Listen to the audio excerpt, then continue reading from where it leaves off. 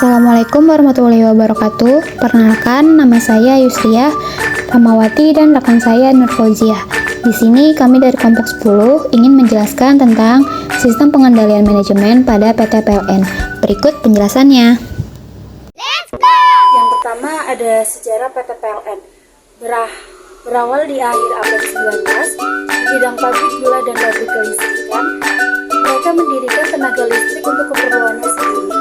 Lalu pada tanggal 1 Januari 1961, Jawatan Listrik dan Gas berubah menjadi PLN yang bergerak di bidang listrik, gas, dan kopas yang dibubarkan pada tanggal 1 Januari 1965. Pada saat yang sama, perusahaan listrik negara dan perusahaan gas diresmikan.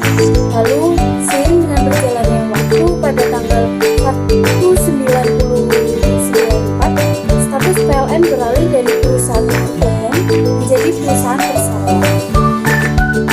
Yang kedua yaitu revisi misi dan tujuan PT PLN. Misi menjadikan perusahaan listrik berkualitas se-Asia Tenggara dan satu kilat pelambang revolusi yang tinggi. Lalu selanjutnya ada misi. Yang pertama, menjalankan bisnis kelistrikan dan bidang lainnya terkait beroperasi pada kepuasan pelanggan, anggota perusahaan dan pemegang saham. Yang kedua, menjadikan tenaga listrik sebagai media untuk meningkatkan kualitas kehidupan manusia. Yang ketiga, mengupayakan agar listrik menjadi pendorong kegiatan ekonomi.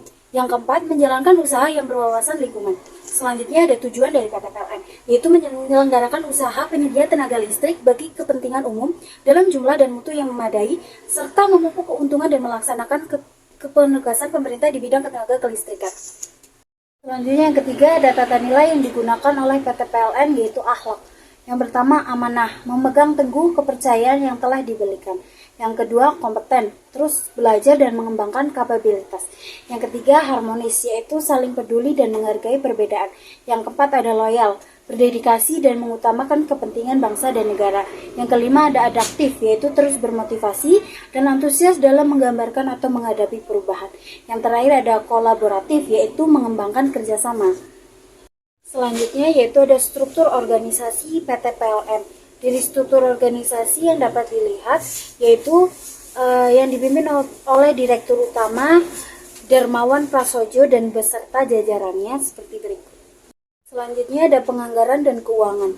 Penganggaran PT PLN tahun 2023 yaitu sebesar 10 triliun yang akan digunakan untuk membangun infrastruktur kelestarian dari daerah-daerah terpencil demi mewujudkan energi keberadilan. PT PLN ini resmi mendapatkan persetujuan suntikan dana pernyataan modal negara tersebut senilai 10 triliun dari Komisi 4 DPR RI. Baiklah, selanjutnya tentang perencanaan strategi operasional.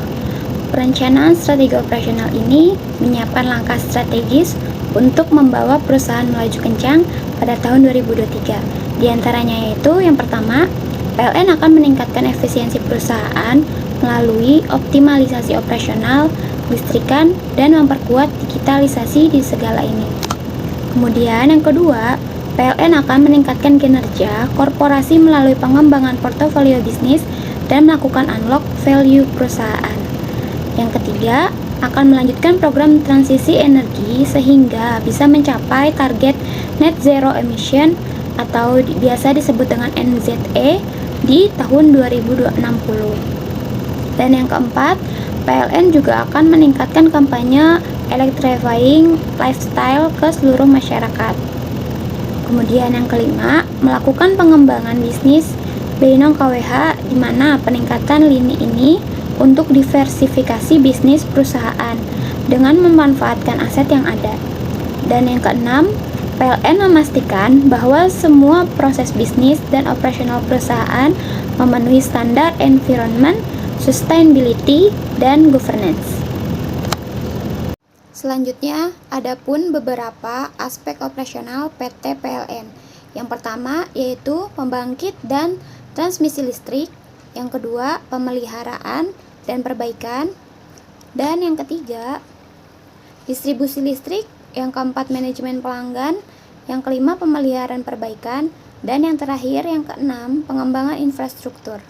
Lalu, pengawasan kinerja yang dilakukan oleh PT PLN itu ada 3. Yang pertama, pengawasan kualitas prestasi kerja karyawan. Yang kedua, pengawasan kinerja keuangan. Dan yang terakhir, pengawasan kualitas lingkungan.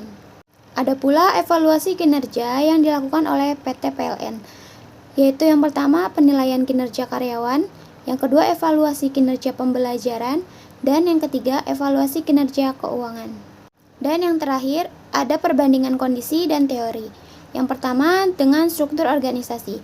Dalam struktur organisasi PT PLN, ini memiliki struktur organisasi yang terbagi menjadi beberapa divisi dan unit bisnis dengan hierarki yang jelas dan hingga staf operasional sehingga kondisi dalam PT PLN ini dapat berjalan lebih kondusif. Kemudian, adapun dalam penjelasan dari teori organisasi, seperti teori strukturalisme, menekankan pentingnya memiliki struktur yang jelas dalam terorganisir dalam sebuah organisasi. Dan yang terakhir ada pengawasan dan evaluasi kerja. Perusahaan melakukan pengawasan dan evaluasi kinerja secara teratur untuk memastikan bahwa strategi perusahaan tercapai dengan baik dan efisien, sesuai dengan apa yang sudah direncanakan. Dalam teori manajemen yang berkaitan dengan pengawasan dan evaluasi kinerja adalah teori kontrol manajemen menekankan pentingnya memantau kinerja organisasi untuk mengevaluasi pencapaian terhadap tujuan dan mengambil tindakan korektif jika diperlukan. Baiklah, segitu dulu aja presentasi dari kami. Kurang lebihnya mohon maaf. Wassalamualaikum warahmatullahi wabarakatuh.